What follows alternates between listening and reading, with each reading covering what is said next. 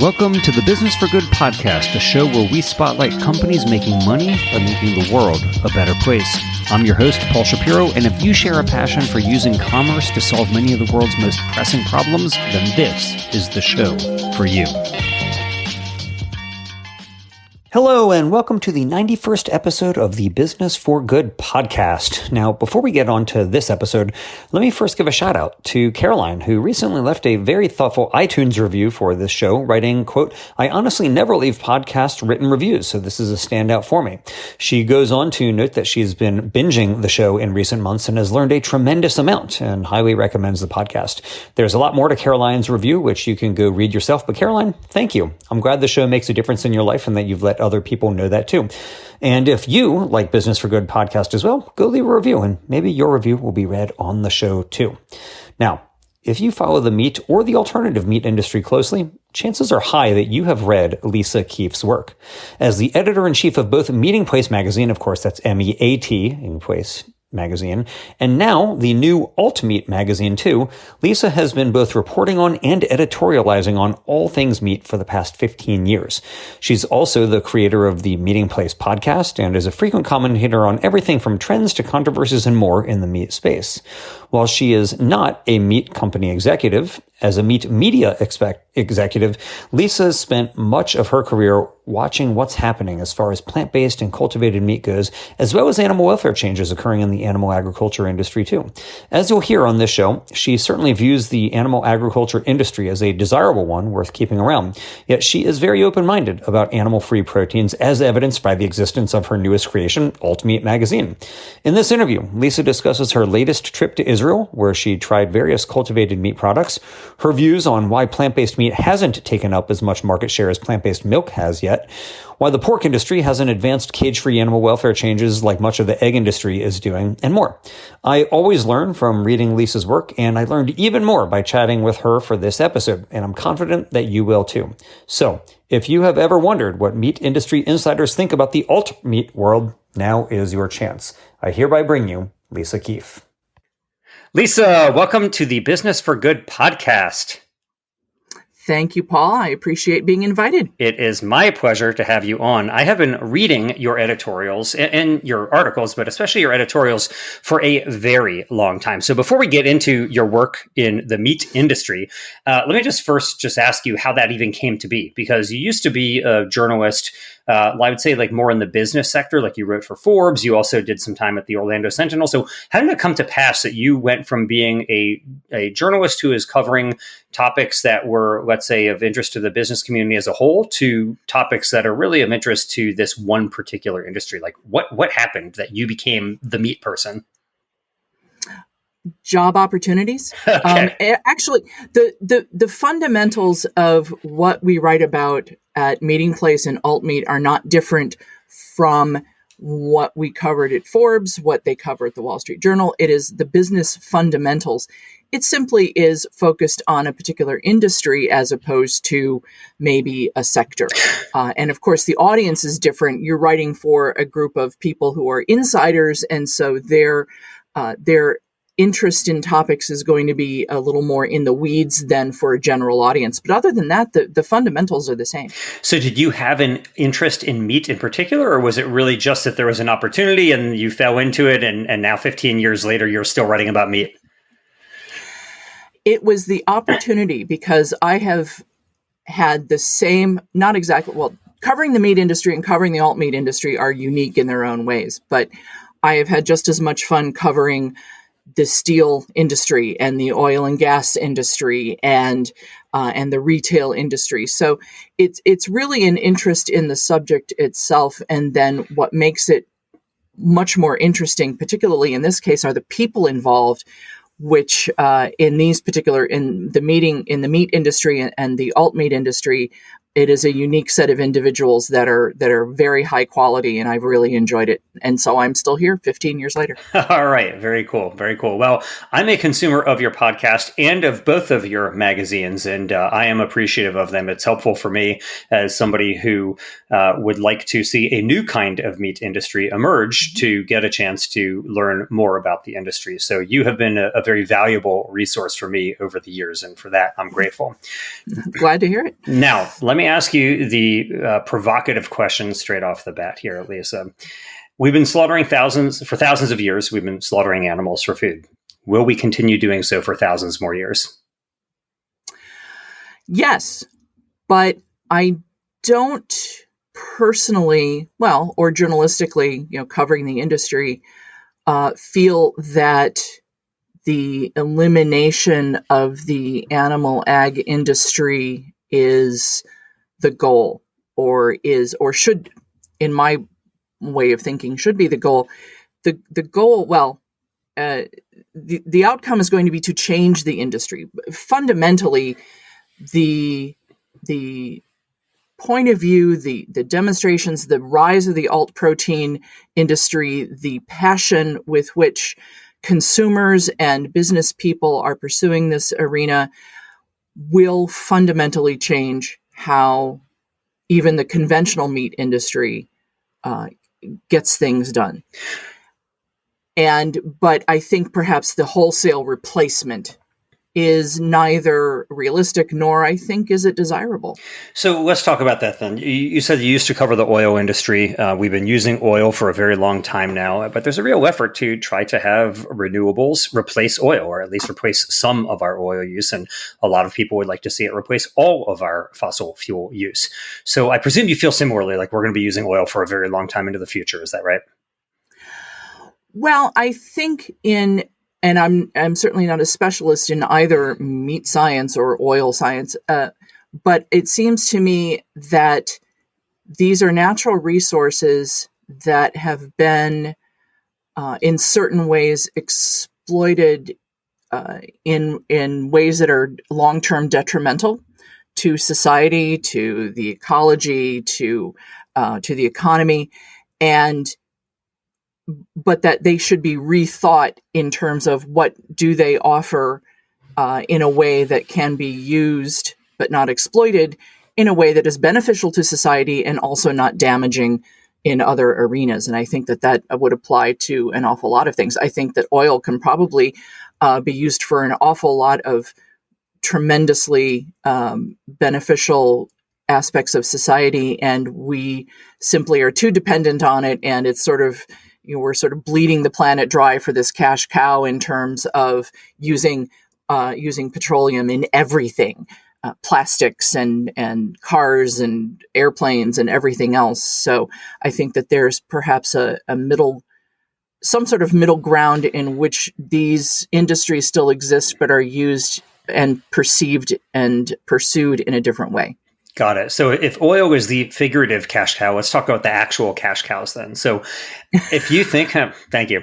So Bravo. I appreciate it. So, Lisa, you're calling, it sounds to me, and correct me if I'm misinterpreting you, but it sounds to me like you are essentially advocating for a continuation of the use of animals for food, but in a different way. And so how different would it be? Like, what is it that happens today that would no longer happen, or the inverse, what isn't happening that would be happening in the Keefe future that you are predicting here?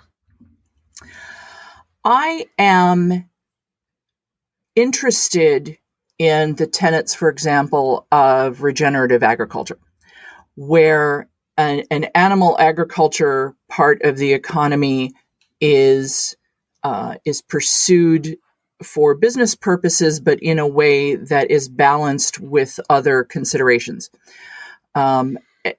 In my somewhat rudimentary understanding of how that happens on the farm, it can be very not labor intensive, but sort of planning intensive. I mean, you really have to think about what you're doing and what are you planting, where and when. It's a lot of hands-on management that has to happen. I don't know how that plays out in terms of trying to, for example, move the entire animal agriculture industry in that direction. I sense though, that there are elements of the discipline of regenerative agriculture that could be incorporated into our existing systems in a way that optimizes the upside and minimizes the downside. Sure. So, when I talk with advocates for regenerative agriculture, it seems to me like their message is, I don't want to put words in their mouth, but since I'm not identifying any individual person, I will feel comfortable putting words in their mouth since it's a fake person here. But my understanding of when I talk to friends of mine who are very into regenerative ag, they say, look, it would mean that the animals would be treated much better than they are today. But it would also mean that there'd be far fewer of them, that we would be eating less meat than we do today. And so, in effect, like instead of raising, let's say, 9+ billion land animals for food every year in the United States like we do today, there'd be a significant reduction in that. And so you'd have people eating less meat, but as the slogan that they often use is less meat, but better meat. So is that what you're envisioning? Or are you envisioning an industry that's as large as it is today, but just utilizing different practices? Or would it actually be something where we'd be raising significantly fewer animals for food? That's an excellent question, and I don't have an answer offhand, because when you're talking about the meat industry, it's not. It is interconnected internationally in such a way that there may be a sector of the U.S. population, and there is a sector of the U.S. population, claims-based meat products are flying off the shelves. The phrase is the profits are in the adjectives. If you have grass-fed, if you have organic, if you have hormone-free beef and that sort of thing, consumers are really attracted to that. But that's also at a premium price point, and so it is a certain sector of consumers that tend to be the consumers in that of those particular products.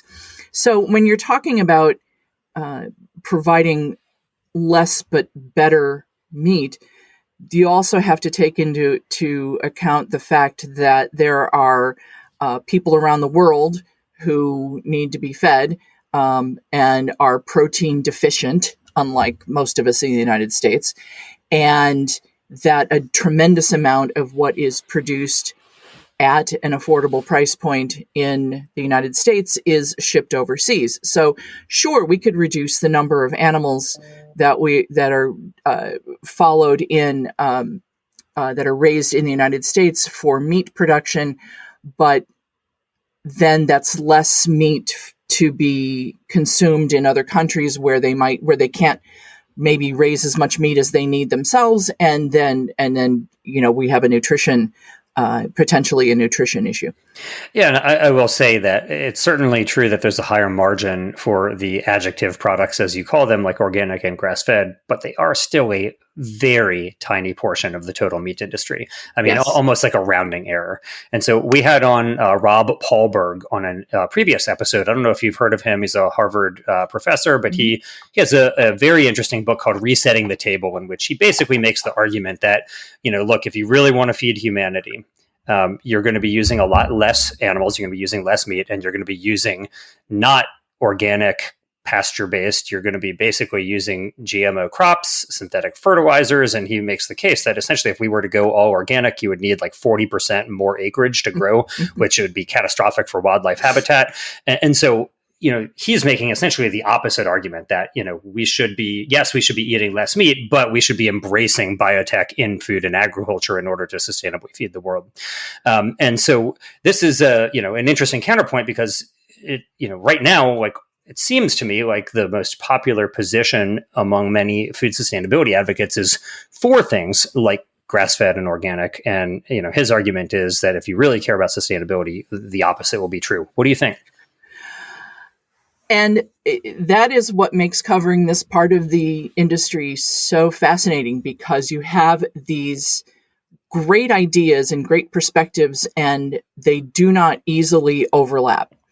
I think that the good professor is exactly right. And I think that over time, there's a lot of folks who pursue the alt meat, alt protein mission, and also are non-GMO, and also are non-tech. They want to go back to nature. Okay, that's a great idea, but there's a reality facing us. And when I talk about there's going to be a need to feed all these people around the world, and right now a lot of that is being done with conventional meat production, not only in the United States, Brazil, for example, and at a cost, that doesn't mean that that's the only way that their protein needs, that this growing population's protein needs can be met. However, you have to start embracing, the science, learn it, love it, live it. And it is about GMOs, and it is about what am I looking? Cultivated meat is the phrase I was trying to think of. Cultivated meat and things that a lot of folks sort of reject out of hand. It feels unnatural, but it isn't. It just because it was made in a lab doesn't mean it's Soylent Green. It's it can be actually. I just had the chance to try some cultivated meat products when I was in Israel, and they were astonishingly good.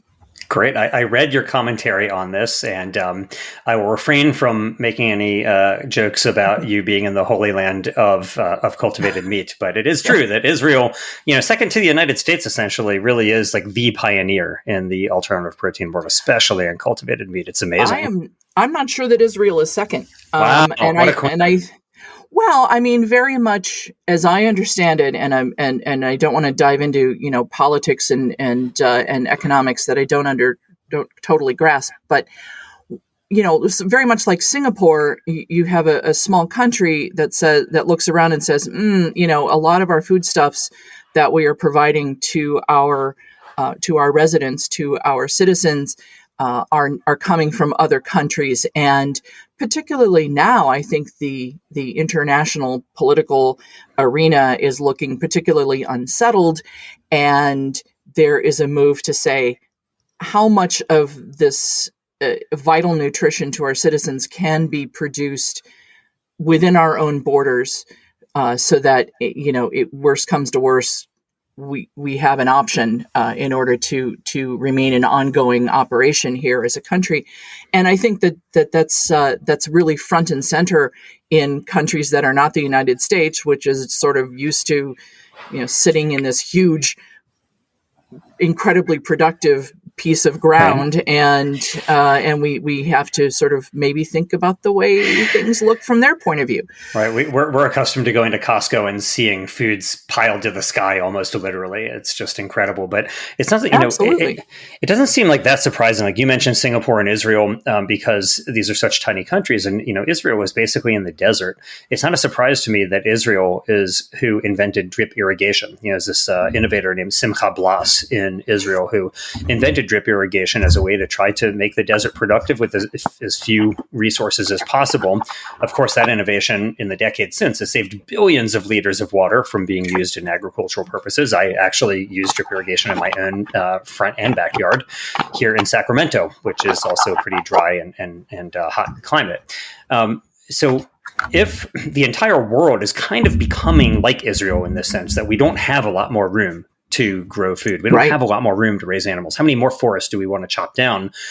Then in the same way that we're producing more food with less water because of drip irrigation, we're going to have to produce more meat with fewer animals. And so it doesn't seem that surprising to me that Israel is a pioneer, or maybe you could say that Israel is the mecca of the cultivated meat movement.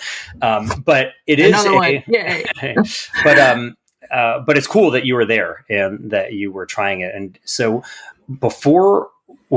actually, let me just ask you about this now. So with cultivated meat, this is still like almost, it's not even a rounding error. It's 0%. And aside from like a very minuscule symbolic commercialization in Singapore, it's not even legal to sell it in Israel or the United States. Or to even offer it as a product for taste, except in certain countries. Like I think the Netherlands recently approved it. You can have private tastings of this stuff if you like. Well, I'll tell you, in writing my own book, Clean Meat, these companies were very happy to offer me numerous tastings of it. And so the earliest time I ever tried it was in 2014. I tried some cultivated beef. And since then, I've had the pleasure of trying cultivated fish, duck, sausage, foie gras, chorizo, like a whole bunch of things. And so I don't know if this is true, but I suspect it might be that I have eaten a greater diversity of species of cultivated meat than any other person. I don't know. I don't have evidence of this, but it feels true to me. So I'll take it. It sounds good. Yeah. Yeah, And yeah, yeah. you have a perspective that I don't, which was that I hadn't had the chance to try any of these types of products in the past. And so I sense that there has been a progression in the quality of the end product, because certainly what I was trying was much closer than I expected to what I would buy at Costco. And so I'm sort of interested in what your impressions have been over time, whether in these successive tastings, if you feel that there has been an advancement made. I do think so. So what I first tried in 2014 was at Modern Meadow, which is since abandoned beef and just works on leather now. But they at the time were making what they called beef chips. And these were essentially like these desiccated potato chip looking things that were made out of cow cells. So there's no potato in them. And so when I tried it, it like definitely had a beefy taste, but it was not even like jerky. It was truly like the texture of a potato chip to me. And I liked it. It tasted good to me. In fact, I wish they had given me more. I remember thinking at the time, well, man, I wish I could eat more of this. So it was pleasurable to me, but it was totally novel. It wasn't just like that it didn't taste like meat. I mean, it had the flavor of it, but not the texture. It was that it wasn't like anything I'd ever had. It was like a completely novel thing. You know how Tyson is making those chips out of chicken now? I forget what it's called, but they have something. It's kind of like that. It's like a novel food category. And so that's what it was like. Whereas now, just the other day, actually, I was at Wild Type in San Francisco and they offered me some salmon sushi. And it looked to me like if you had shown it to me visually, I could not have told at all that it wasn't tuna. And it tasted like raw tuna to me. I mean, it was, which frankly it is. So it's not that surprising to me. And I guess these companies have raised hundreds of millions of dollars in some cases each. And so hopefully they'll make progress. I mean, hopefully they're doing something with that to actually do product development and get better. But so then when do you think, Lisa, like if you were predicting two things, when do you think cultivated meat will actually be competing in the marketplace?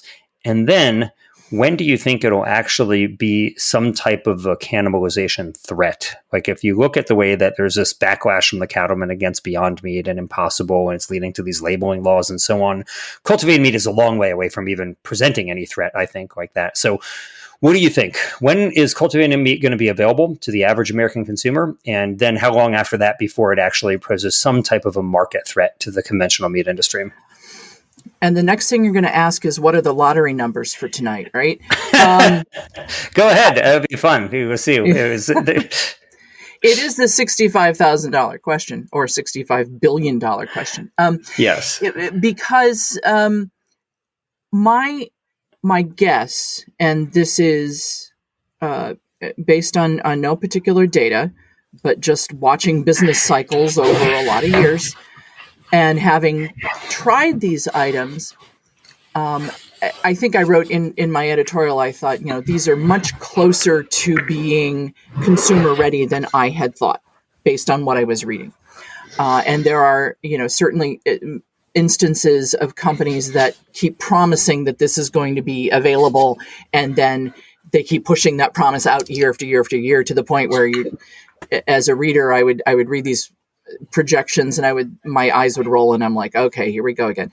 So having actually had the chance to not only try them, but also observe the technology in action, I thought it changed my thinking in terms of the timeline for conventional meat availability, in the sense that, yes, there still is a cost issue, a big cost issue.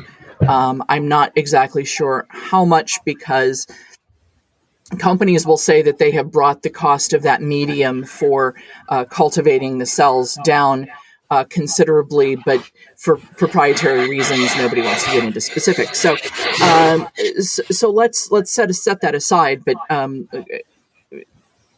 But with that in mind, really, I feel like we're waiting on the regulators, and that I think nobody can put a timeline on. and because it's really sort of, I mean, not just in the United States, but in all these countries, it's kind of a black box. The regulators operate sort of in their own corners, and that's the way it really needs to be, because they need to make their decisions about regulations on the basis of factors that are, numerous and competing. But I think that once the regulators get on board, I think this could move very, very quickly. So let's talk about that. And when we talk about quickly, because, plant-based meat has been on the market for decades now, right? Like even, going back to the Boca burgers of the 90s, and even going back to like the 1890s with John Harvey Kellogg and his products. So, these products have been around for a long, long time. And even today, with all of the billions of dollars investment, all of the headlines, you would get the impression that, this is taking over. In reality, it's still less than 1% of the volume of the meat industry. It's about 1% on a dollar basis, but on a volume basis, which is from a sustainability concern, what is the most important thing, it's still less than 1%. I mean, it is barely even a rounding error. That's not true, though, in the milk industry, where the fluid milk market has truly actually been cannibalized to some extent by alternative milks, oat milk, soy milk, almond milk, and so on. So why do you think it is, Lisa, that the milk industry, or that the alternative milk industry, has had so much more success than the alternative meat industry has in actually gaining market share at the expense of the conventional incumbents? The same two reasons that thus it has always been, and thus it will always be, which is price and taste. Okay. I am a fan of some of the oat of the plant-based milk products as well. I'm particularly fond of Califia Farms barista coffee creamers and Oatly's coffee creamers. And they have figured out how to produce these products at a price point that the average consumer, we are a mass consumption country here, and very much other countries have sort of adopted that economic model, for better or for worse, McDonald's. And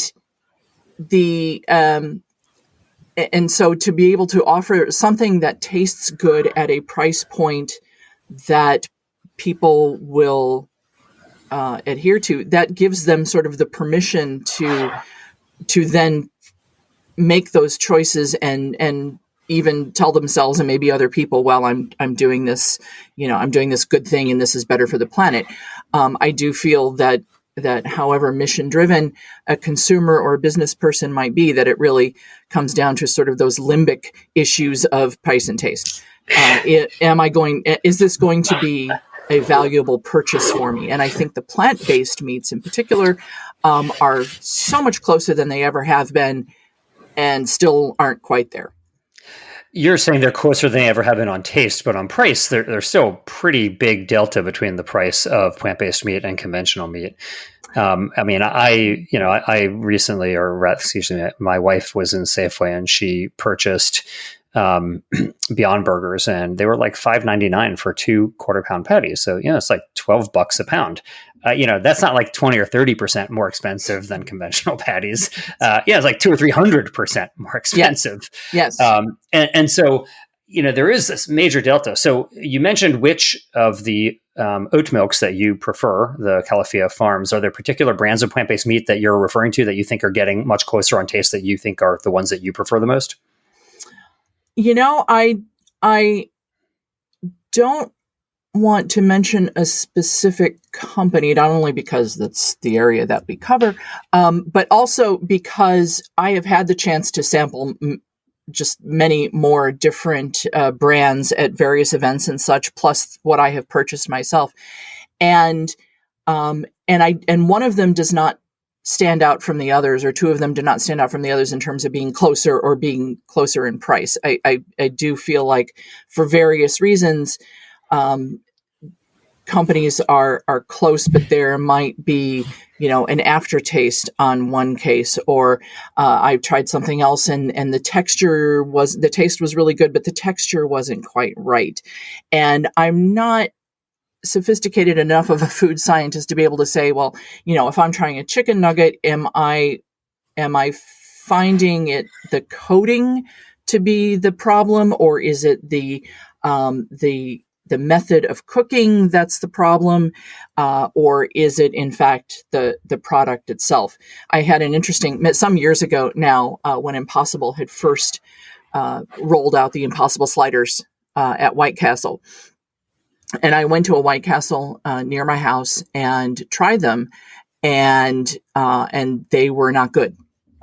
It was like I felt like I had picked up grass clippings from my yard and it was trying to chew on it with some ketchup and mustard on it or whatever. And yet a coworker of mine had gone to a White Castle near her house and said, oh, and she's a vegetarian. And she's like, oh, this is the greatest thing since sliced bread. And I thought, here we have an example of the same product from the same source and the same, brand of serving it to me, and very different experiences. And not only do people have different perceptions of taste and texture and that sort of thing, but also probably the way that it was prepared was very different. It should be standardized across a franchise chain like White Castle, but apparently it wasn't. And all of these are factors in terms of perception and adoption. I haven't gone back to any White Castle for an Impossible slider since then, and haven't really sought it out in the stores.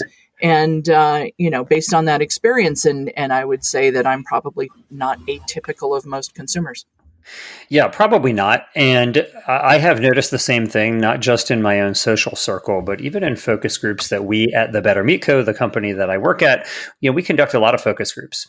And we segregate the focus groupies into omnivores and herbivores, because what we found is that they really do have different preferences. Mm-hmm. And oftentimes things that are more meat-like are preferred by the omnivores, and things that are more meat-like are not preferred as much by the herbivores.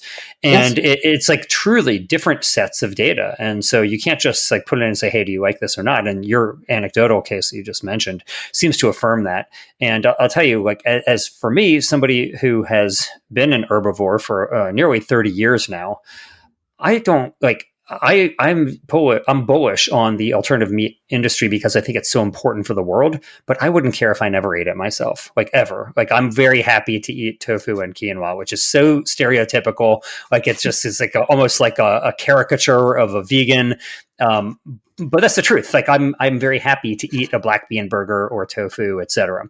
But I really am enthusiastic about the alt meat industry because I believe it's frankly the only way that we are ever going to wean ourselves off of this addiction to raising billions upon billions of animals in conditions that are totally unsustainable and inhumane. And so I have almost, like, not almost, I am at the point where I say, like, it just doesn't matter what vegetarians think. Like, it really, there's such a tiny portion of the market. The companies are not marketing to them.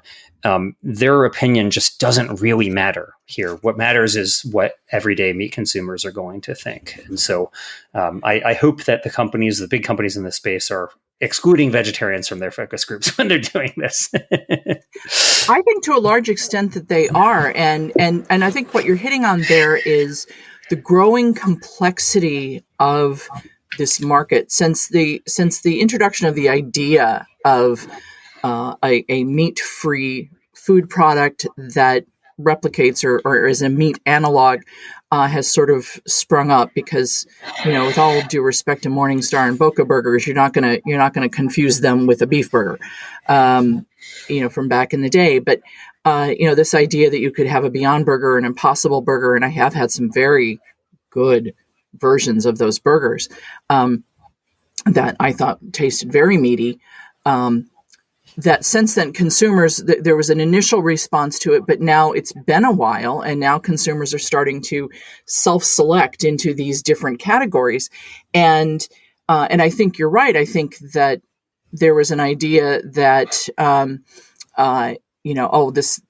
this will be for more than the vegetarians, and yet the meat eating public that is is being courted in this case, I think, is also breaking down into some different category. A lot of people tried it and then won't go back. But then there have been improvements. Maybe they need to be lured back to try it again. I think we're in a reset period in the plant-based market in general, plant-based meat market, in terms of reevaluating and sort of reconstituting itself. And I think that I hope that companies that are pursuing this space are paying a lot of attention to how consumers and how their perceptions are changing and what their experiences have been, and incorporating that into what they are doing in order to sort of overcome. Plant-based meats are starting to get a bit of a reputation, as being expensive and not tasting very good. And I think that can be changed, but you have to overcome those first impressions. Yeah, it is very hard to have a second chance to make a first impression. And this is one of the reasons that I'm so enthusiastic about using mycelium, because I think it is just inherently a superior substrate to actually try to recreate the meat experience. There's like 3 ways to recreate it. You can do plant protein isolates like soy protein or pea protein, et cetera.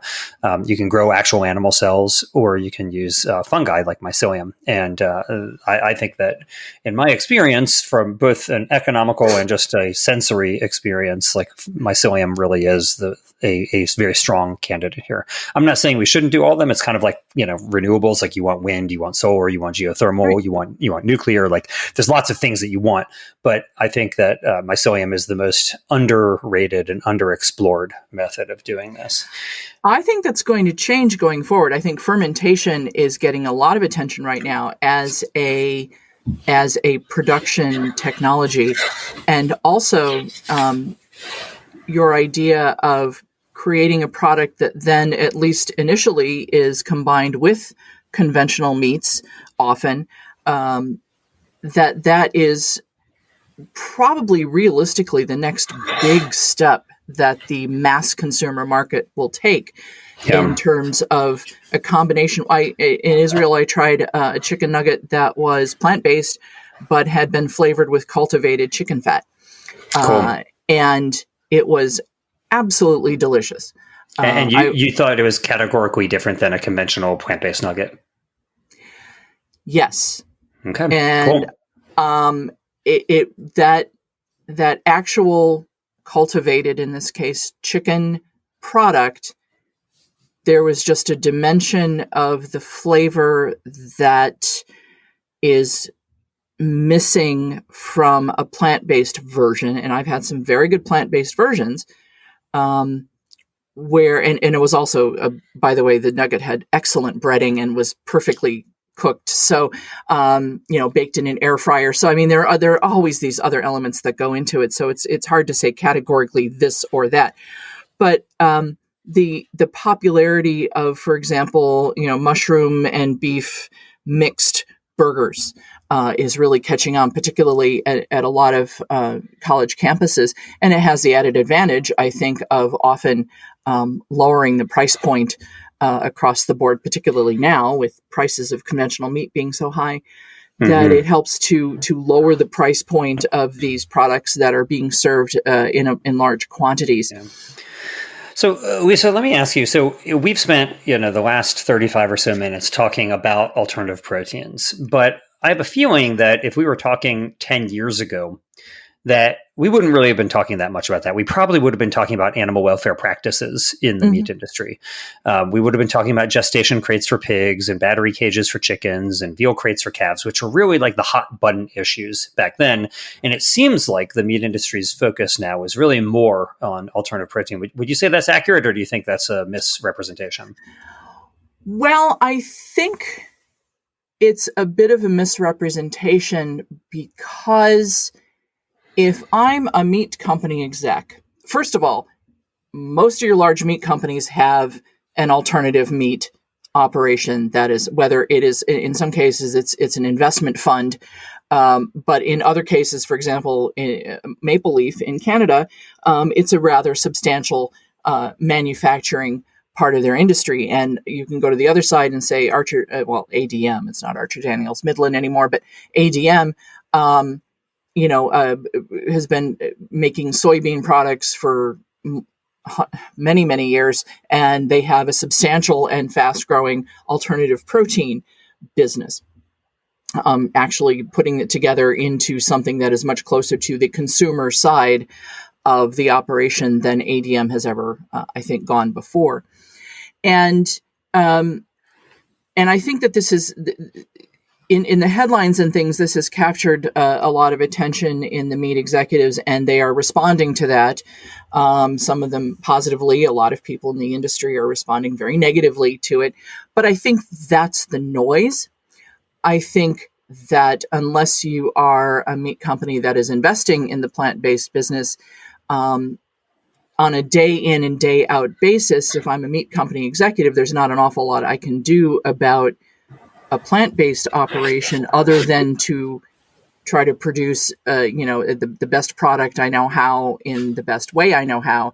So when we're talking about, then we get back to the animal rights or the humane handling and humane issues, and that becomes much more under a meat company executive's purview. They have something, they can do something about that. They can work with their suppliers. They can either and with their customers and work on making sure that the pork is sourced, a certain way, or that the poultry has been raised in a certain way, etc. Mm-hmm. So I think that actually within the meat industry is probably taking more bandwidth than it would seem from the headlines. Interesting. So let's chat about that then. 10 years ago, like the big thing, it seemed, was really, or maybe less than 10 years ago, the big thing was battery cages. Now the egg industry seems to have essentially said, we're going cage free. Everybody who I know in the egg industry thinks that the future is cage free.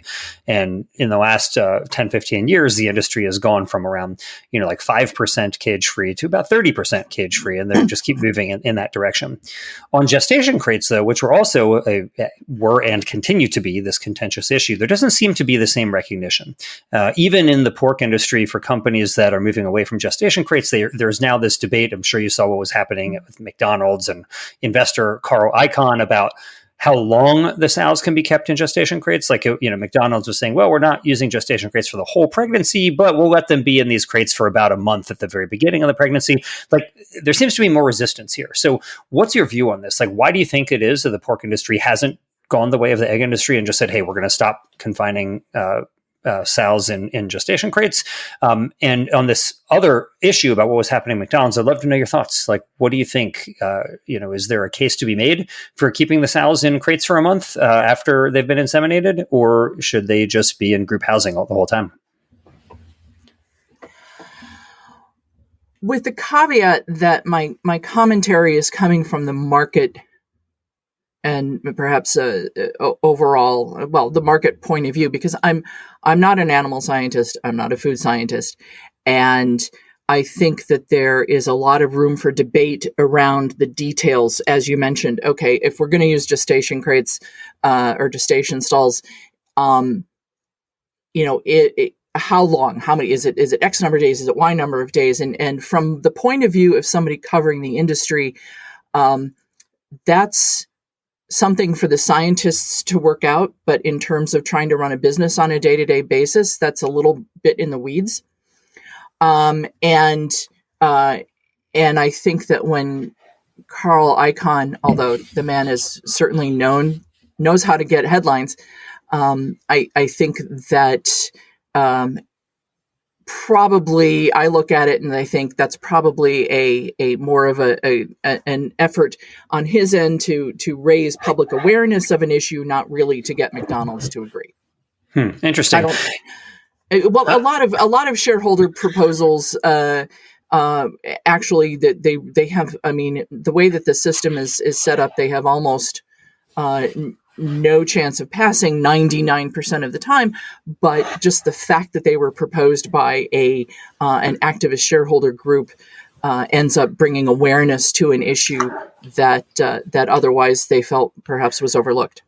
Yeah, and to be clear on these shareholder proposals at public companies, even if 100% of the shareholders vote in favor of it and therefore it, quote, passes, it's still only advisory. It's not binding on the company to do it. So, Exactly. it certainly is, an issue to raise awareness. But I'll tell you what, my view of Carl is a little bit different. I think that he helped to broker in 2012 this agreement with McDonald's, and he feels, they said within 10 years we'll be done with gestation crates. And now, 10 years later, they're saying, okay, well, we aren't really done with gestation crates. We're going to be not using them for the majority of the pregnancy. And I think he feels, I haven't spoken to him about this, but I do believe that he feels like that they moved the goalposts and that they're not going through on the deal that he made with them 10 years ago. But I don't want to speak for him. That's just my impression of how he feels. Well, moving goalposts is a time-honored tradition in business, politics, and all sorts of things. So I think you're absolutely right on that case, on that point. Yeah. Okay. Fair enough. So but you would ask me why were the battery cages so much more quickly adopted, and that just the whole gestation stall issue is moving more slowly. And I'm not a meat company executive, and I'm not trying to raise hogs, but I'm going to say it's a matter of investment. One of the things that I find interesting about the point of view of, for example, the Global Roundtable for Sustainable Beef, but it also is a matter of the other global roundtables that have formed internationally to address these issues in other species as well. But you can talk about sustainability in terms of how you treat the planet. You can talk about sustainability in terms of how you treat your animals, but you also have to talk about sustainability in terms of the existence and the profitability of the company. And it doesn't do the economy or the employees or the communities where these companies operate much good if they are imposed, if they are forced or a regulation is imposed on them to adopt, some sort of technology to do something that is going to be excessively expensive and put them out of business. Now, what is excessive is going to be arguable in each company's case, but I think that when we're talking about revamping a hog barn for housing the animals as opposed to poultry, that you're talking about a very different financial investment. And of course, the meat supply chain is set up in such a way that perhaps often, maybe always, the financial burden of that falls on the people who can perhaps least afford to support it. Fair enough point. I will say, it's interesting that in the egg industry, the cage-free policies affect essentially 100% of the birds, whereas the gestation policies affect 5% of the total pig herd, because sows are such a tiny portion of all pigs. And so it's not like you have to revamp the entire industry. It's this tiny portion of the industry that is involved in breeding of pigwits. So I'm not saying it's not a capital expenditure, but it's surprising to me that the capital expenditure is for 100% of laying hens, whereas it's only for about 5% of the pigs. And yet I wouldn't have expected it to go this way. One theory on this that was offered to me, well, go ahead. I know you want to respond to that.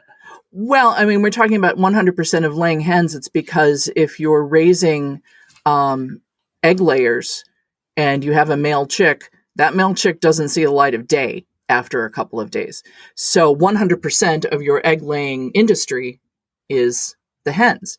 Whereas on the hog side, the sows may be a smaller percentage of the overall industry, but on the other hand, you don't have an industry without the sows, and so I think that's the big difference there. Okay, interesting. So when I contemplate the meat industry, I look at it now, and well, first let me just say on this egg and pork issue, I do wonder if part of it has to do with the fact that there's a lot of consolidation in the egg industry. Like there's only a few dozen big players, whereas most of these pig farmers, there's like thousands and thousands of them. Now there's a few big pig companies that slaughter, but as far as the farmers are concerned, like it's thousands and thousands of them. Like Smithfield doesn't own a lot of the farms that are supplying them, as an example, whereas the egg companies are like totally vertically integrated for the most part. And so I do think it's probably easier to make industry-wide decisions when that is the case, rather than in the pork industry. The meat supply chain is very interesting in the sense that you have these independent, put quotes around it, independent farmers that are raising the animals for meat, and the economics of that, because although you're raising the hogs, they are under contract to a particular company, and a lot of times the farmers, they are told exactly, for commercial reasons and for good reasons, they are told exactly how they are supposed to handle those animals and what investments they need to make and what does their barn has to look, what their barn has to look like and how much space they have, and et cetera.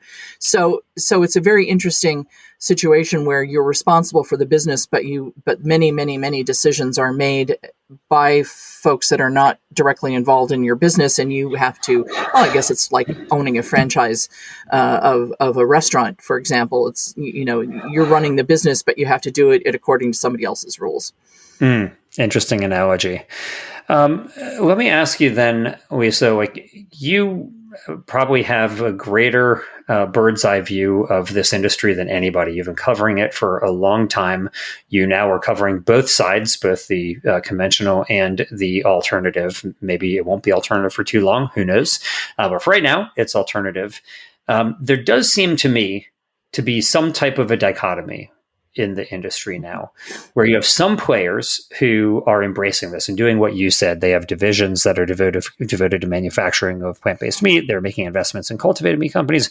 And then you have others who are really taking a far more hostile position toward these disruptors and are trying to pass laws to crack down on them, whether it's on labeling or on other issues.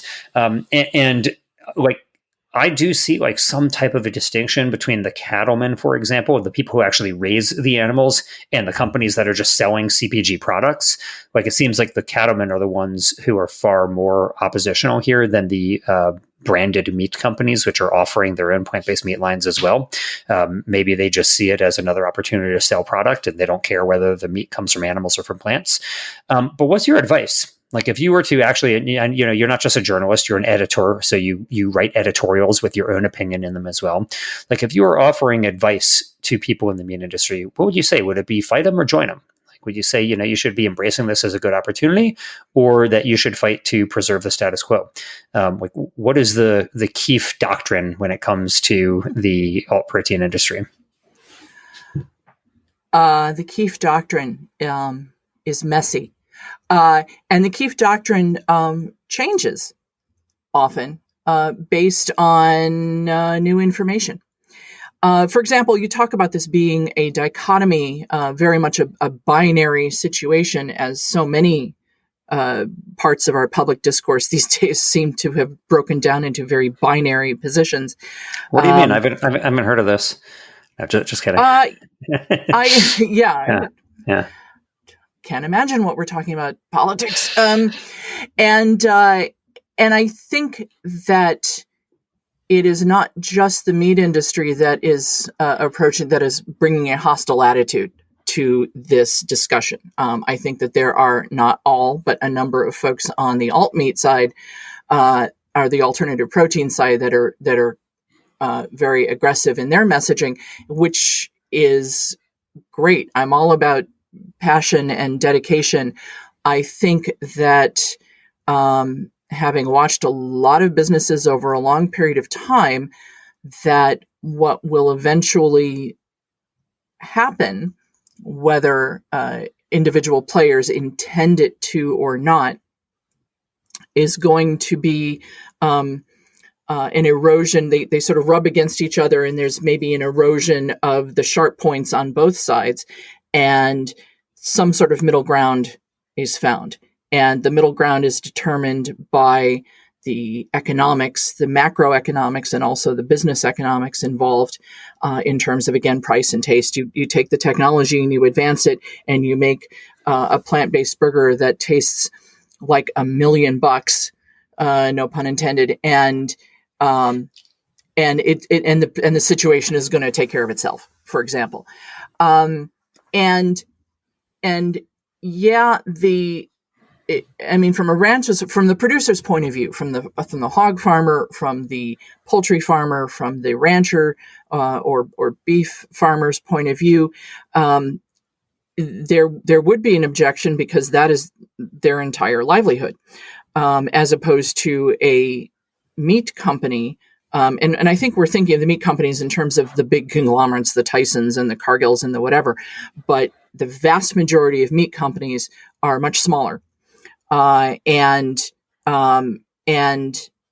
they are looking in terms of, I am running a processing business. I am running a factory, essentially. And so if my machines are kept busy making a plant-based product, that benefits my business, and I'm happy to do that. And I'm not going to be as a big objector, because I also have, maybe the other 90% of my business is still the conventional meat industry, which is, really can't afford to turn their noses up at process. We can't say, I'm not going to work with you because you're processing plant-based products as well. And I object to that, because the meat guys, the producers, absolutely have to have somebody who is going to process their animals, or they don't stay in business. So I think that you have the processors who are much more for absolute in-your-face, day-to-day business decision-making reasons, are happy to look at it in terms of providing protein, looking at it as a protein industry as opposed to a meat or alt meat industry. I suspect that over a very long period of time, that is where the entire sector will go. Both sides of it are very slowly and incrementally moving in the direction of becoming a protein industry, whether that's through blended products or flexitarians and that sort of thing. Companies, most of your plant-based products are made on machines by meat packers who also are co-packing for the plant-based companies. So we have a lot of people think of this as two different businesses, and I look at them and I say there's a tremendous amount of overlap, not in terms of philosophy, but in terms of the actual business of getting it from here to there, onto the plate, are very much covering the same ground. And you're also, the two businesses are aiming at the same consumer. So a lot of the messaging is getting closer and closer together. And so I don't, it is a dichotomy, and I feel like to a certain extent it's a bit of a false dichotomy, in the sense of it's a matter of messaging, and what actually is happening on the ground, and what is going to continue to happen more and more often on the ground going forward is, in fact, the same operation, just coming from using different ingredients and coming from different points of view, or coming from different sources, one being plant and one being animal, and the way it happens is very different. So. Yeah, it definitely is. One is more of a assembly process, and the other is more of a disassembly process. So exactly. there are some differences, but in the end, the experience for the consumer hopefully will be roughly the same. And in the same way that we still have ways to capture our memories that we call photographs, they're just now done in a different way. Like, we don't go into dark rooms anymore; we just do them digitally. Right. I think that the experience of meat will continue to be enjoyed by humanity for a very long time. Lisa, as we are wrapping up, let me ask you. A friend of mine just got back from Scotland and Ireland, and he told me that he tried vegetarian haggis. Now, for those who aren't even familiar with what haggis is, it's like, I think it's like the heart and the lungs or something like that of like a goat or a sheep, and they wrap it up in like their intestinal lining or something. It's something that, a lot of people outside of that geography have never even had actual haggis, let alone vegetarian haggis. So let me ask you then, is there something that you wish existed that doesn't yet exist? And it doesn't have to be haggis, but, something that on the alternative side, the alternative protein side, is there something that, Lisa Keefe really wants to try that you haven't had a chance to try yet? Well, it definitely, and I'm Irish, but I'm going to say it's definitely not haggis. It's a cliche, and I know that the industry is working in this direction, but a really good, juicy, whole muscle steak that has all the mouthfeel, all the flavor, all of those sensory connections that I feel with a really good, celebratory steak dinner.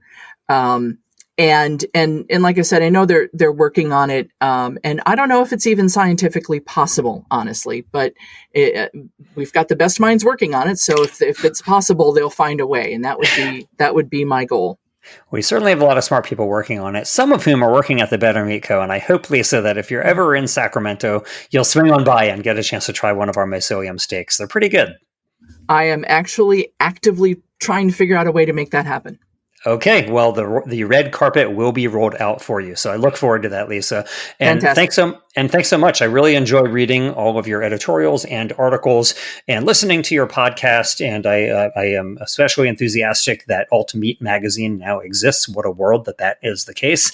And maybe in the future it won't have that same title because it won't be Alt anymore at all. It'll just be Meat. We'll see. That would be fantastic. Or Protein magazine. All right, very good. Lisa Keefe, editor of Alt Meat, of Meatingplace, and future of Just Protein. So thanks again, Lisa. Thanks, Paul. I appreciate the time. Thanks for listening. We hope you found use in this episode. If so, don't keep it to yourself. Please leave us a 5-star rating on iTunes or wherever you get your podcast. And as always, we hope you will be in the business of doing good.